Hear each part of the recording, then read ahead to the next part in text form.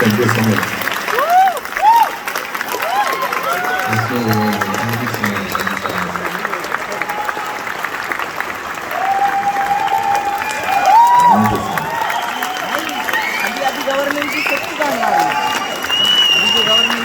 Like this is the audience we made it for.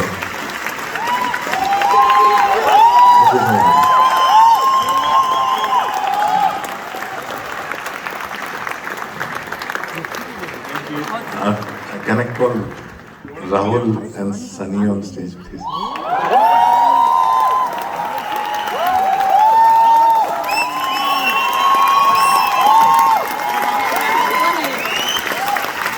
And also Ranjit Singh and Sharik Patel.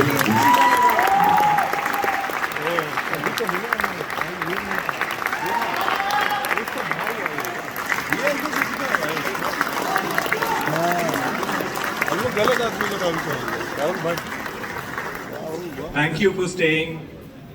2,000 people watching it for the first time in India, right? This is your India premiere. I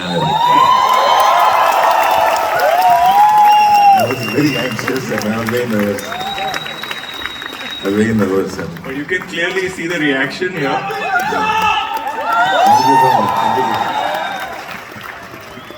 We'll do a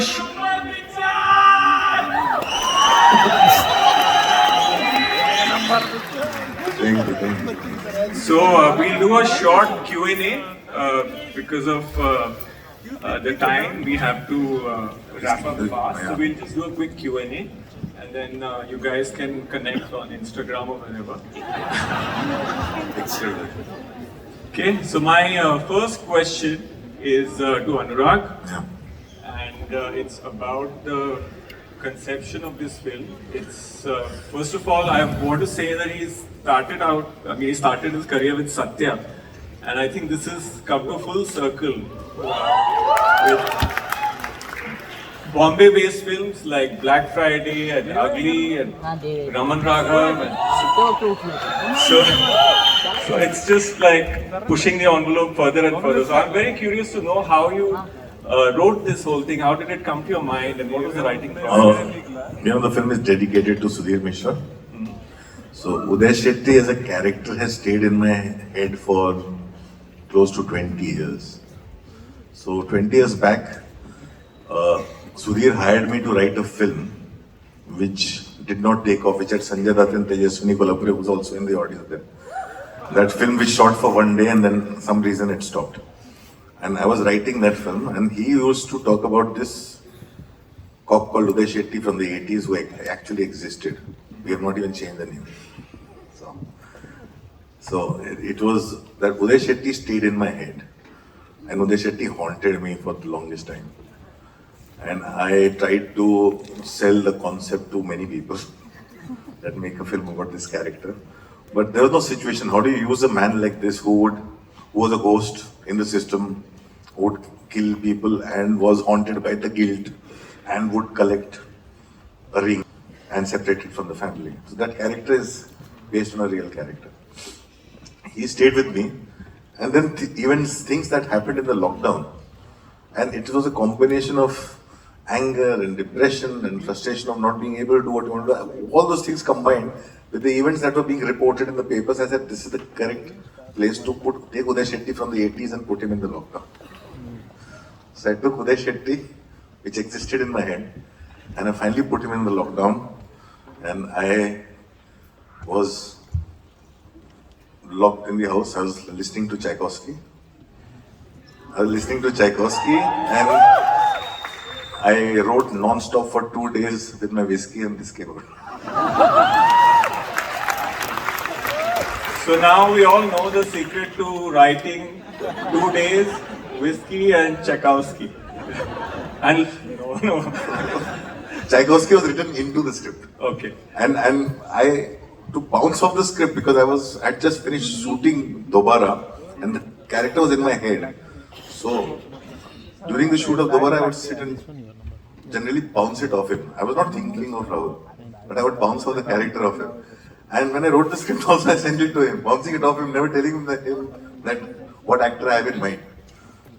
So Yeah, like about, of course, we'll get to the actors, but the music was something that was haunting, you know.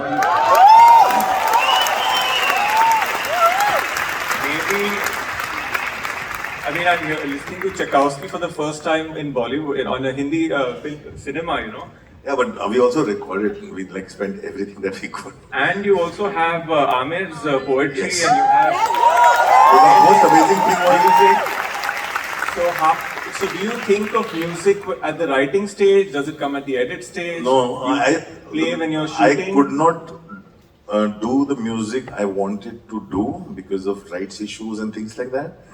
And that was the pandemic, and I heard Amir on YouTube when he wrote "Sab Yaad Rakha Jayega," and I just wanted to meet Amir.